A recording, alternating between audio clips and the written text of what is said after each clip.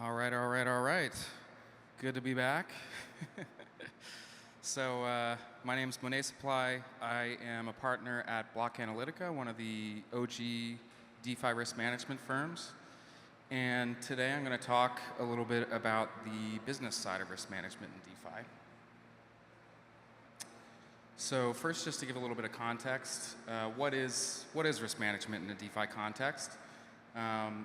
Risk management is a pretty critical part of most of the key protocol verticals in DeFi, whether that's lending markets, CDP protocols, stablecoins, derivatives, and to generalize, anything that has a margin system where you're providing leveraged exposure against collateral or anything that involves capital allocation is going to need some form of risk management services. The responsibilities of a risk manager are varied, but it can include everything from selecting collaterals, reviewing new assets, to setting and maintaining parameters over time as market conditions change, all the way through reviewing oracles, integrations, and any other key dependencies. And the ultimate goal of a risk manager is to maximize the risk-adjusted return that you're delivering for your client, for the protocol, and then minimizing the probability of failure, of having a loss so great that the protocol cannot recapitalize it. And risk management services have been an integral part of DeFi since some of the earliest DeFi protocols, but the way that they've been provided has changed a fair amount. When you look at some of the earliest DeFi protocols that have become successful, stuff like MakerDAO, Compound V1, Aave V1, they were all launched with essentially the core team running risk management. They had an internal risk team as part of their core, labs team or foundation team. But beginning in 2019 or 2020, some of these core teams were stepping back. They wanted to decentralize how people were contributing to protocols. So risk no longer was being dealt with at the core team level. It was going out to a set of specialized sort of risk consulting companies. Block Analytica is actually one of them. We've been working with MakerDAO since 2020. And then more recently, in the last year or two, we've seen another model emerge, which we call risk curation. We'll get into that a little bit more later, but it kind of turns a lot of the business aspects of risk management on its head versus consulting. So what is consulting for risk management? Typically these engagements, there'll be a consulting company, a risk firm, and then a DAO or a DeFi protocol. They have a defined scope of work, so it's kind of pre-agreed what exactly you're delivering for the client. They'll have fixed compensation, and this can include native tokens, often it does, but the amount of stable coins and native tokens you're getting a year is fixed. It's not based on your hourly billables. It's not based on roadmap or milestone items, typically. So it's quite stable. These engagements are usually long-term, typically a year or more, and in many cases you'll see one risk firm, they'll renew year after year after year.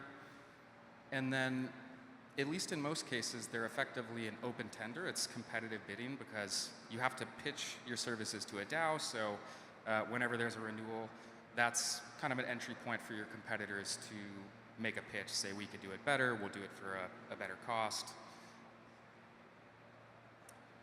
This model brought a lot of pretty significant improvements to the risk management space over the previously predominant sort of core team, internal risk team model. I think chief among them is better decentralization. So you'll have multiple different independent groups of contributors working for a DAO, one of them being a risk team, but there'll be dev shops, a number of other teams that are contributing to the DAO. So if one team has some sort of internal issue, there's still a community of contributors who can step up.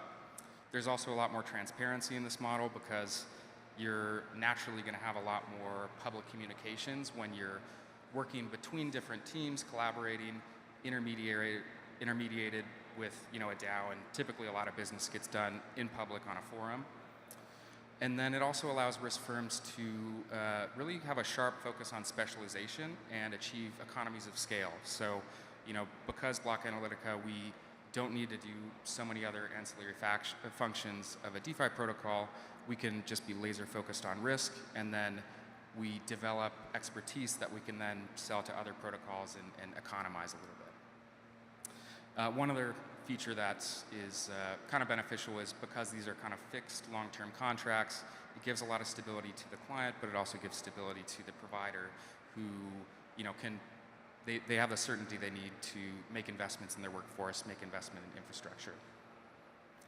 There's definitely some drawbacks to the curation model or the consulting model, though. I think chief among it is basically, to generalize all of these, it's principal agent problems in one shape or another.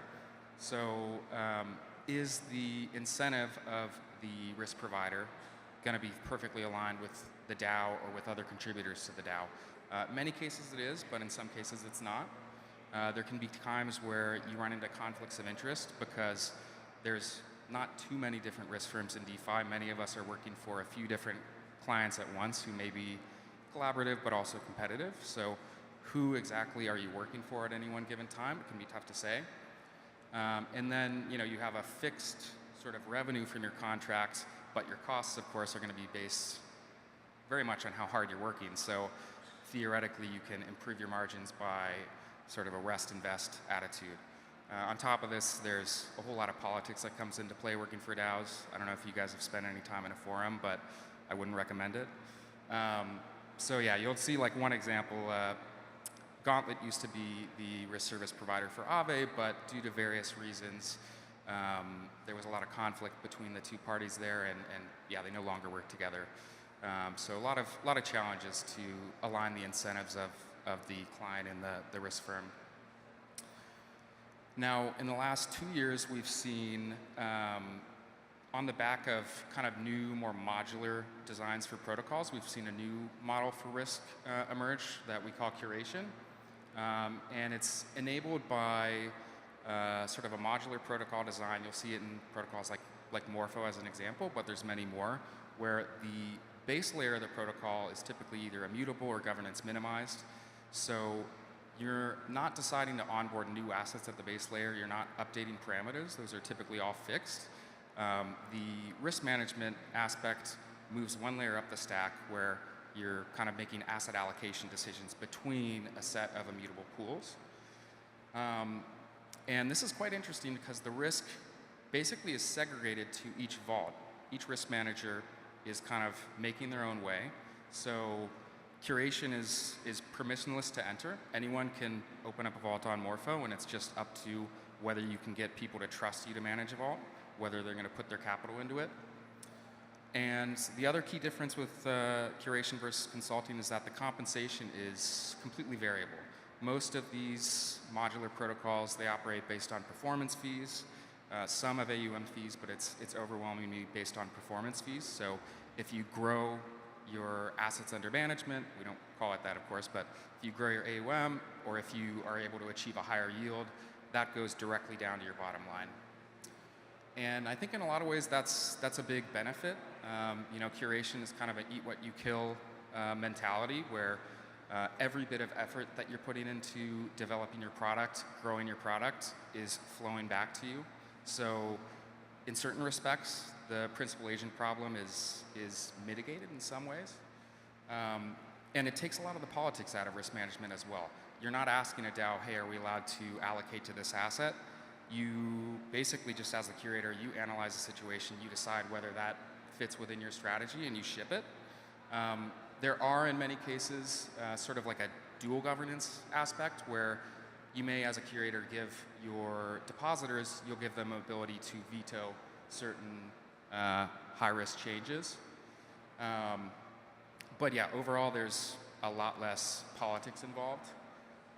And because you're just shipping stuff, you can also achieve a lot higher rate of product innovation because you're not needing to wait for DAO governance cycles, voting, et cetera, et cetera. It's not all roses in the curation world, though. I think it brings challenges of its own. I think the biggest one that I see as kind of a very specialized, purely risk-focused firm is it makes you split your focus.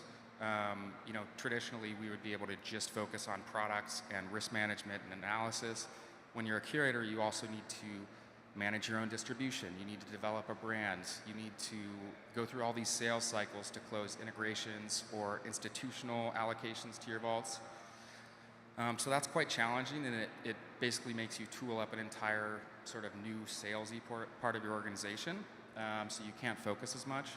And then because everything's based on performance fees, you have a bit of a perverse incentive to take as much risk as your users will tolerate, even if the marginal sort of risk-adjusted return of you reaching for more yield is not actually very favorable. And then because you're managing everything kind of yourself in an integrated fashion, typically transparency suffers a little bit, and it can create a little bit of sort of thorny legal questions like, is the activity that you're doing, does it look more like a regulated activity in your jurisdiction? In some cases it may. The other thing I'll mention is that we're doing all of these strategies in public, so as soon as you develop a new product, it can be copied immediately, so it's just immediate alpha leakage, and that actually kind of erodes the benefit of innovating on risk management, innovating on product, when everyone can just come in and steal your sort of innovations immediately. In a sense, you actually benefit a lot more by focusing on marketing and sales than you do on pure risk management as a curator. One last sort of hybrid model that I'll touch on just really briefly is white labeling. So in this model, you'll have a DAO or a protocol that launches a vault on one of these modular protocols, but they don't have necessarily specialization to do risk curation. So they'll partner with a risk firm to do the actual kind of risk management aspects of it.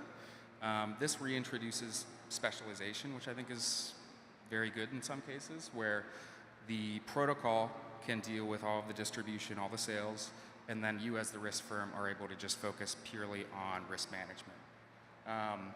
Typically, the compensation structure is still going to be based on that sort of variable performance fee, and it just gets split between the curator and the protocol that's hosting.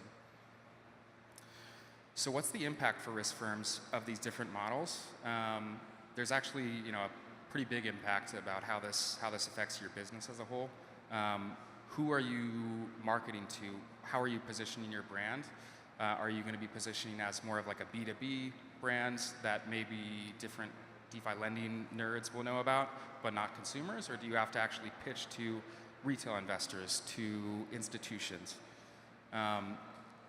It makes a big impact on how you differentiate yourself from competitors, whether you're focusing on branding and having a really refined sales organization, or whether you're just purely focused on product innovation on the risk side.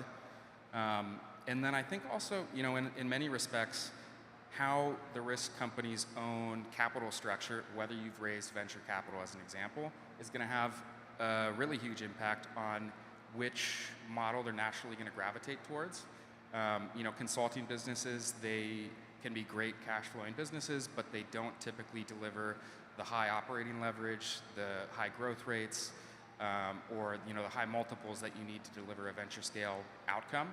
So if you've raised venture, consulting is not really the business model for you. You have to figure out some sort of product-based business like Curation. So yeah, I think it's quite interesting, and we do see that play out among different firms and what sort of businesses they're gravitating towards. So to kind of tie this all up, I think you can roughly put all of these different models that we've talked about so far along two different axes. Compensation structure, so whether the compensation is more fixed, more defined, or whether it's more variable based on performance fees. And then the organizational structure, so whether you're more integrated, your risk function is part of one and the same team as sales and marketing and all these other functions, or whether it's more independent, where you're a fully independent team that only focuses on risk. I think for the organizational structure axis, what you see is if you're more integrated, you can have a bit more agility, but the decentralization of your work and transparency often suffers. And then for compensation structure, if you're more focused on defined compensation, you don't really, as a risk manager, you don't have much of an incentive to reach for yield, so you're going to tend towards more risk aversion. when if you're working on a variable compensation structure, any additional yield you earn flows right back to you, so you are going to be trending towards more risk-seeking behavior. So yeah, just to leave you with a final message, I'd say when you're dealing with kind of like risk management in DeFi, the medium is the message. The way that these engagements are set up has a really, really important impact on how risk is delivered, how risk management services are delivered to your protocol. And with that, I will leave you there. Again, I'm monetsupply. I work with Block Analytica. I think one of those QRs is to the Block Analytica website. So if you want to learn more about our work, feel free, and we're always happy to cut it up and talk about risk. Thank you.